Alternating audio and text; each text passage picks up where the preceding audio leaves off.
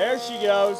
A great craftsman never blames his tools. See this weird oblong? It's like thick over here. He may engage in a little name-calling, however. I named a planer Brittany because she's temperamental, right? Getting to know the tools is all part of the craft. The gullet is this valley in between teeth. In 2020, Adam Rowland added a couple of new unexpected tools to his belt. A laptop. Oh yeah, y'all are seeing that. And this camera that he's still trying to figure out where to put. If this thing breaks because I drooled all over it and I have to give it back to the tech guy and be like, oh, it's broken, I don't know what happened to it. That'll be the funniest thing I ever have to do. These are the tools of remote learning. Raise your hand if we're tracking at all. Like if you're like, yeah, I'm kind of getting it. On the other side of the computer, the tool belt is a little more empty. The big challenge was, how am I going to keep their attention when it really is this strange dynamic of, I'm going to have a bunch of fun and y'all are going to watch me. So Rollo keeps his students engaged any way he can. Rollo does a great job with,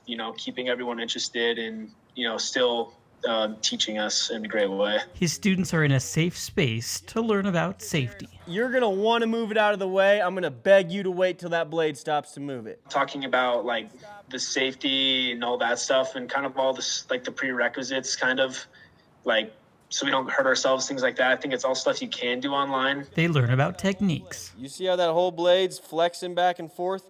We do not like that. But mostly they learn that woodworking can be more than a class you take in high school. I had one kid, his homeroom teacher was worried about him dropping out of school, and he made a chair in here, and he made the best chair out of all my classes. So at the end of the semester, I walked around and I showed him everyone's chair, and I showed him how his chair was better.